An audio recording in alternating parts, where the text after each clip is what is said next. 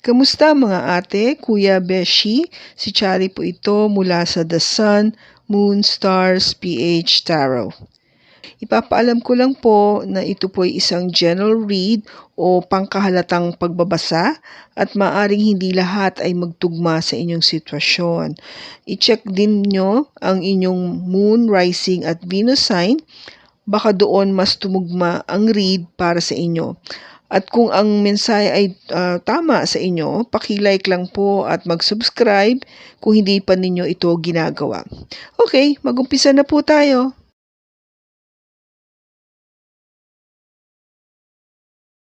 Hello po mga ate, kuya, beshis. Kamusta na po kayo? Dito ulit ako si Chari para gumawa ng another reading, and this is for the sign of Leo, Sun, Moon, Rising, and Venus, and of course, welcome po yung mga cross-watchers ni Leo at yung mga bago po nating mga viewers. Tignan po natin ngayon kung ano yung makuha po nating mensahe para kay Leo.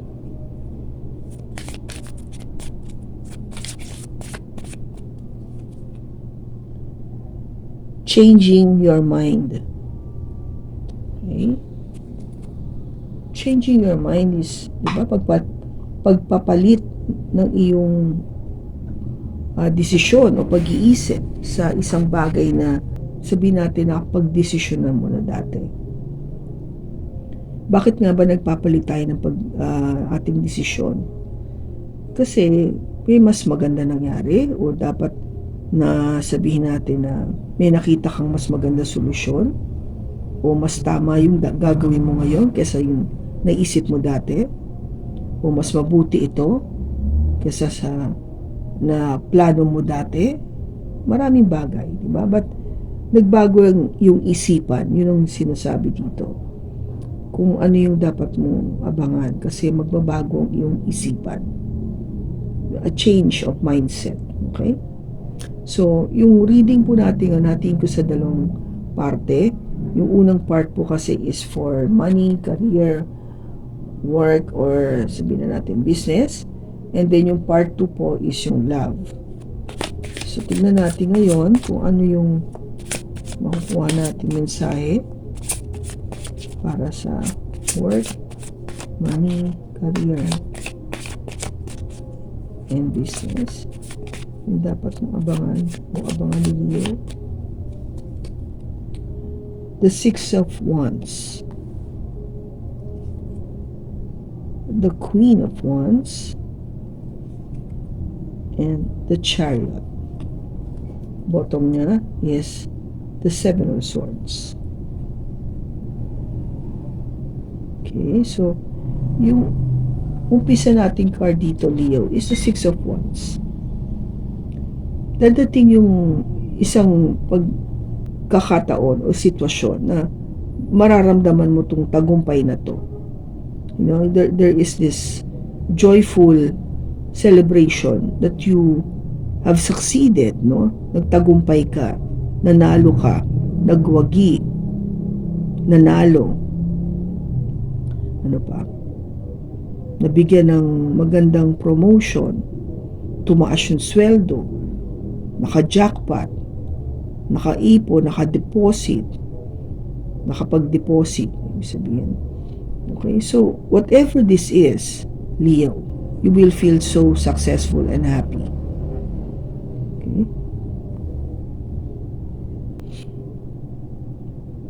Bakit? Kasi Queen of Wands, fire sign, you, no? Just the same with sinabi ko sa Sagittarius. Ito yung enerhiya nyo eh. Your energy is here. No? Yung energy ng fire sign. Kasi ikaw, alam mo yan, no? You are very proactive. Aktibo ka eh. You are on the go. Gusto mo, may movement, may aksyon, may pangyayari, may kaganapan. No? Yung nakikita mo na mayroong output, no, na based to sa ginawa mo.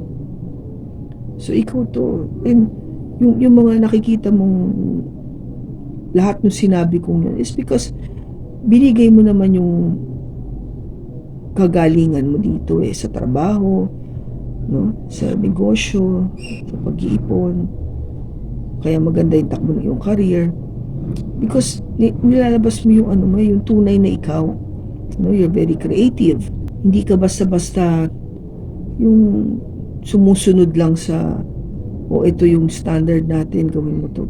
But you make it a point to kung ba insert a little bit of who you are sa trabaho mo o sa negosyo mo. No? Pinapakita mo kung sino yung Queen of Wands, sino yung fire sign na to, sino tong Leo na to. And you are moving forward so fast. No? Mabilis tong galaw na to. Chariot. Talagang dire-diretso ka. Kung ba parang walang stop to, walang pigil. No?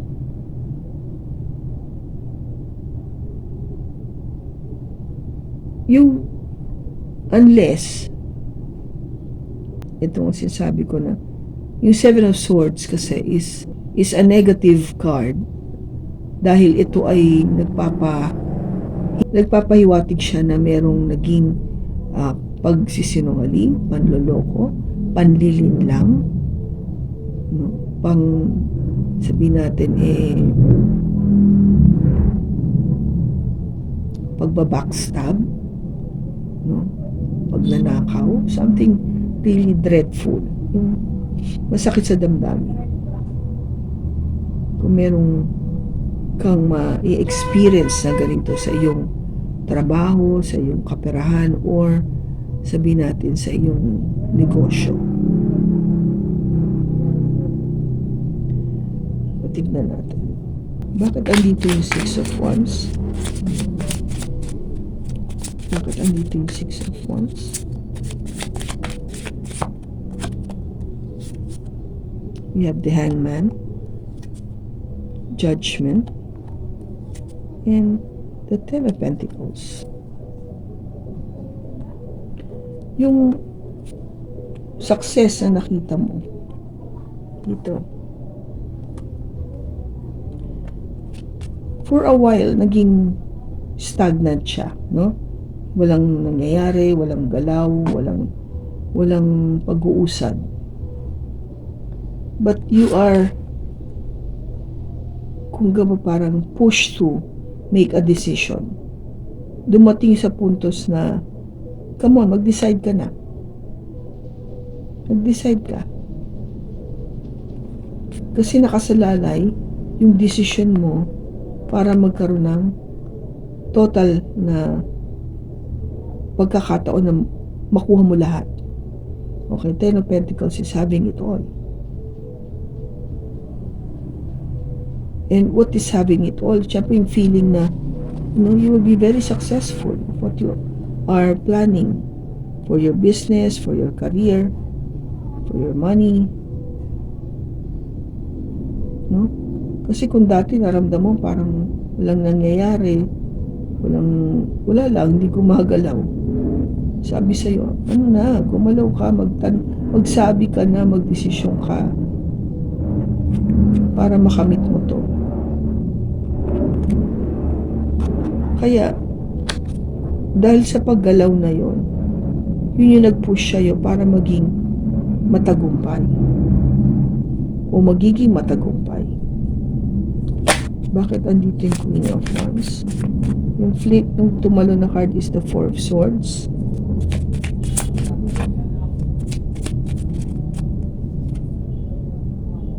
The Seven of Pentacles and the Six of Swords.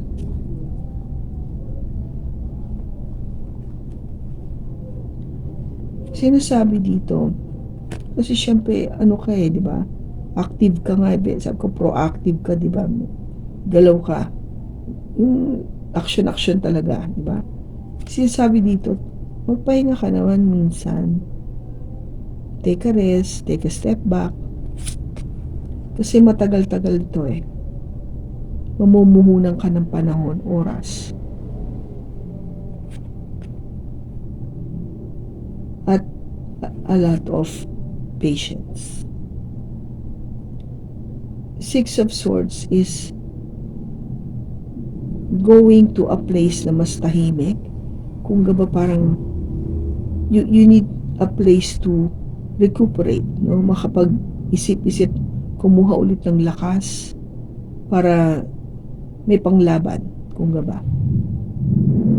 Kasi nga ako yung binibigay mong energy dito is palagi kang, sige, I go.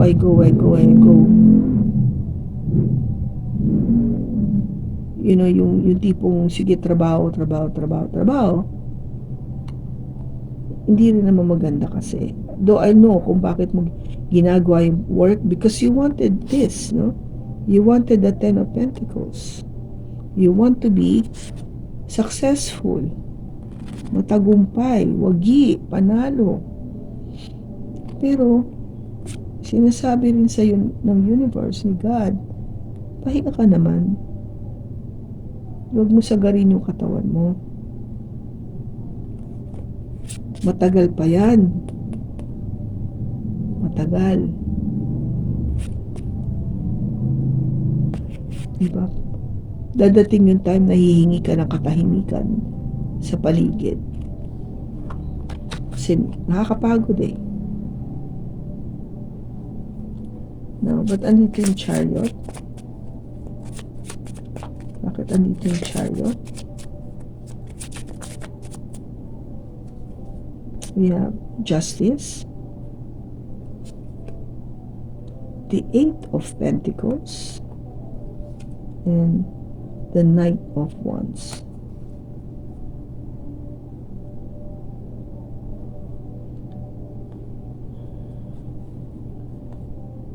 Yung paggalaw mo dito kasi ng dire-diretso, you know, diba sabi ko there's no stopping.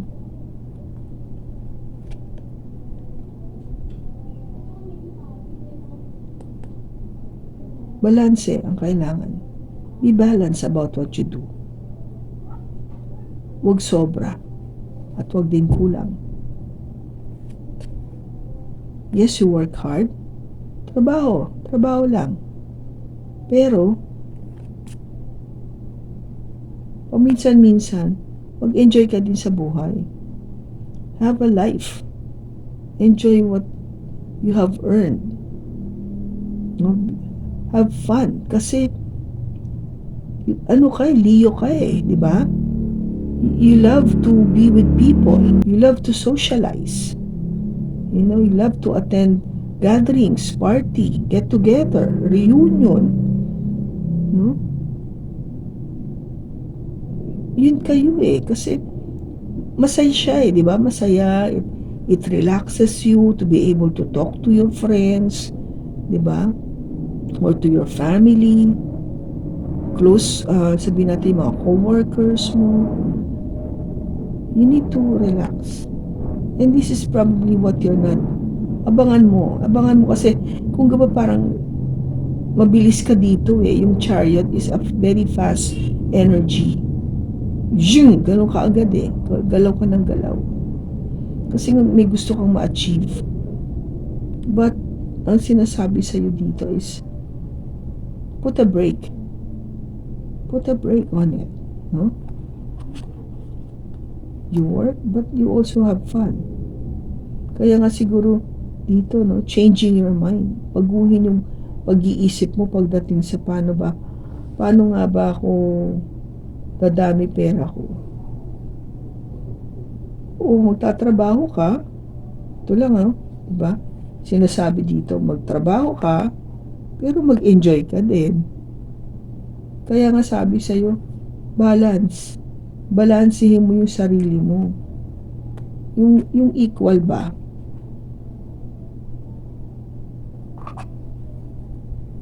Ano pa yung mga advice mo kay Leo?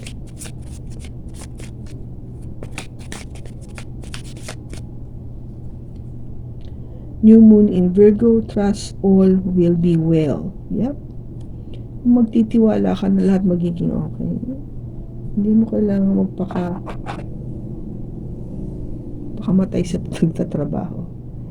You know, I mean, ang trabaho, sabi nga ng nanay ko, hindi nauubos. Kahit na matapos mo yung work mo for the day, asahan mo, bukas doble yan. And it just continues to be ganon yung cycle. Ano napapagod? Yung katawan mo, hindi yung trabaho. Hindi nauubos ang trabaho. Okay? Remember that. Pero ang katawan mo, napapagod. Kaya enjoy mo naman. Oh? Have fun. Leo, you are fun. Okay? Masarap kang kasama. Masayahin kang tao. Mahilig ka makipagsosyalan. No? Either kumain, makipagsayawan, kumanta, manood na sine, mag-shopping, whatever. Kung ano man yung ini-enjoy mo, Leo. Take it as it resonates. Mag-travel, take it as it resonates. You enjoy doing that. Don't forget it. Okay? Don't forget it. And you do it, no? Gawin mo. Gawin mo siya. For you. Pagdating sa love, tingnan natin, Leo.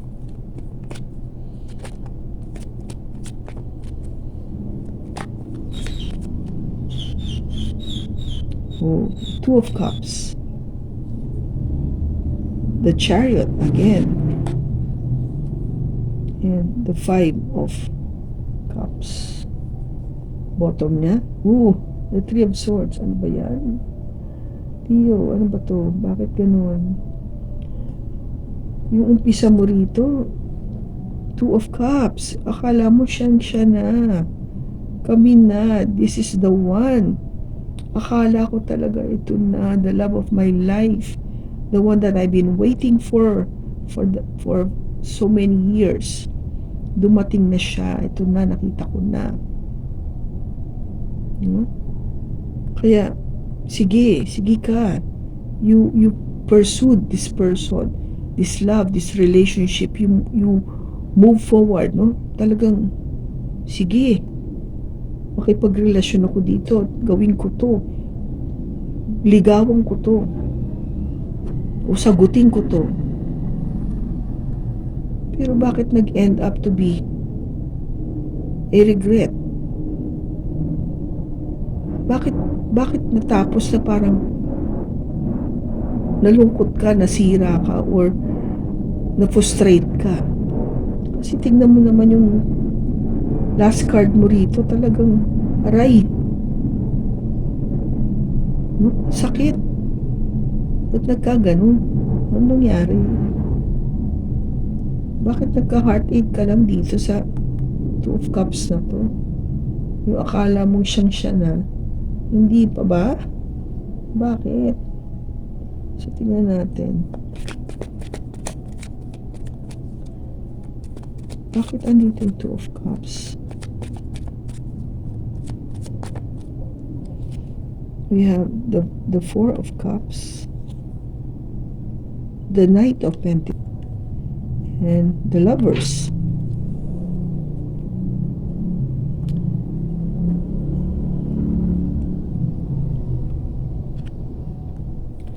Itong akala mong the one, no? You took this love, no? Yung offer na binigay sa'yo, kinuha mo na, no, offered, kaso mabagal. Maybe you're dealing with the earth sign, Taurus, Virgo, or Capricorn, o meron siya dito sa kanyang chart. Mabagal kasi. At the same time, you might be dealing also with a Gemini, o may Gemini siya sa kanyang chart. Kaya, as a lover, kung gaba parang you're being asked to make a decision. No? Kasi nga bagal eh. So, ano decision mo dito sa relationship na to? No? Tinanggap mo, alakala mo, siya na talaga, pero walang, alam mo yun, walang masyadong ganap. Hindi siguro to, kung gaba parang, kasi nga, earth sign eh, baka busy sa trabaho, maraming iniintindi, maraming ginagawa, may conflict sa mga schedule. Kaya ikaw, parang sinasabi mo, ano na bang gagawin ko sa relationship na to? Tatagalin ko ba to? Bakit nandito yung Chariot?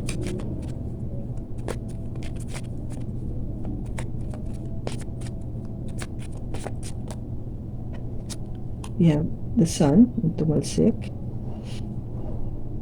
the Emperor, and the Five of Pentacles. So, dito, no, you decided na, sige, tuloy-tuloy ko lang. Kasi gusto ko maging masaya eh. With the Sun. Gusto ko maging masaya sa relationship. Masaya naman ako sa kanya. I see this person to be somebody na talagang tinitingala ko. Maraming alam, matalino, merong sinasabi sa buhay, may posisyon, no? Isa siyang boss, no?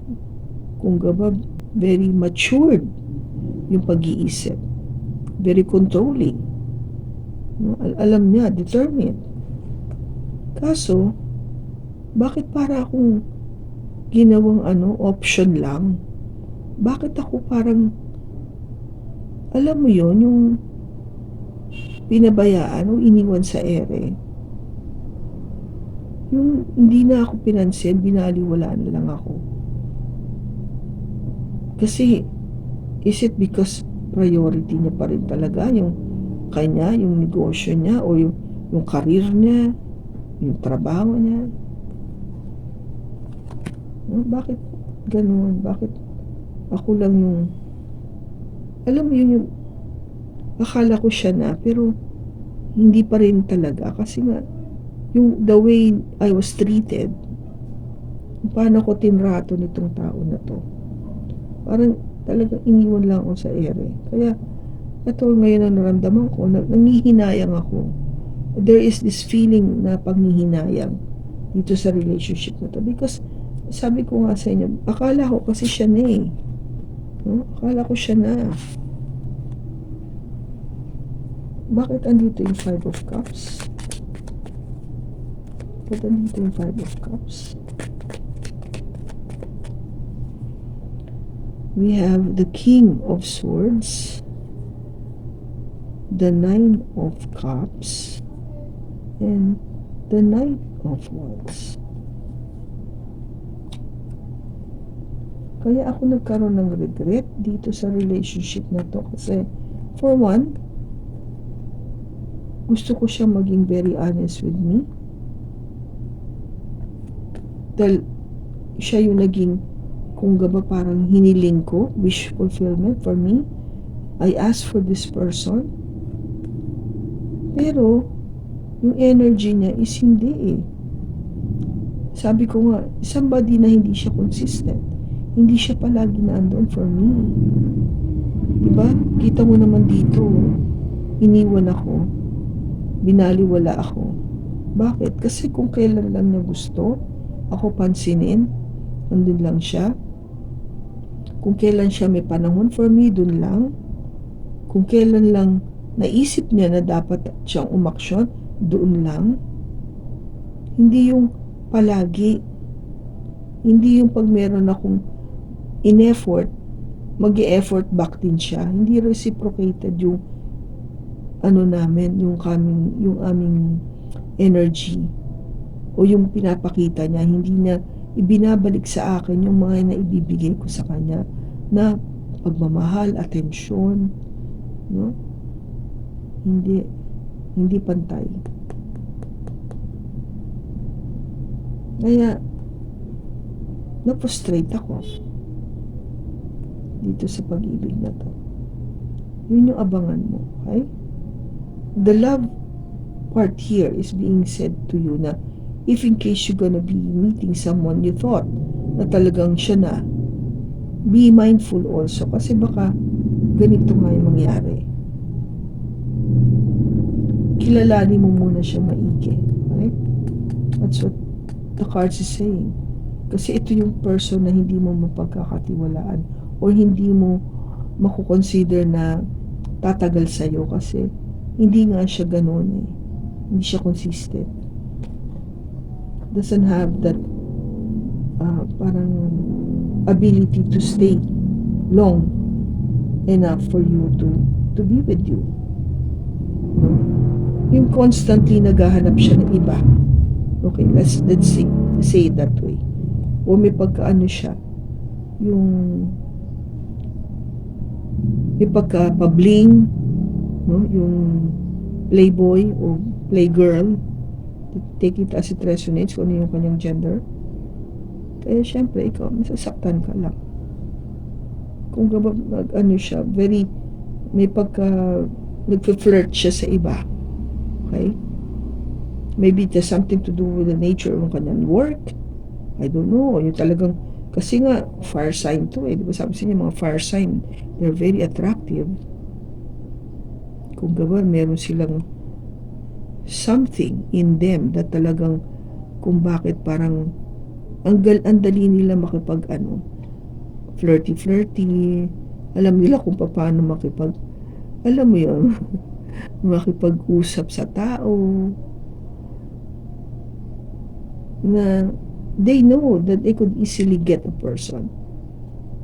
Ikaw, kung parang alam mo siya na, huwag mo expectin na yung loyalty ba, baka hindi nakafocus sa'yo 100%. Okay? So, tingnan natin kung ano yung message. Wait, don't rush into it. Allow nature to take its course. O, sige. Diba? Maghintay ka kung nakatingin mo, may mamimit ka na tao na the one, wait ka muna. Kasi, baka nga, alam mo yun, this is one way that God is protecting you. Sabi nga nila na if there is that feeling of resentment na hindi ka parang katanggap-tanggap agad kasi pinoprotektahan ka naman ni God kung ba't nangyayari ito. Diba? Pasalamat ka at hindi ka tinanggap-tanggap nitong isa kasi hindi para siyang mabuti para sa'yo. So, tignan natin kung kailan mangyayari ito. Kung maingay po kasi naulan, ito yung mga time na alam niyo po may bago enter. Sinasabi dito around May, which is natapos na in May next year. Maybe next year. Okay. So, baka dun makita to, the one, just be mindful kung mangyayari ito. Okay? So, kung kanino mang Leo ito na nakuha nating energy, maraming salamat sa pagsama mo sa akin sa pagbasa na to. Nakatulong sana po ito ng malaki sa'yo. Sa susunod po muli, ingat ka and God bless.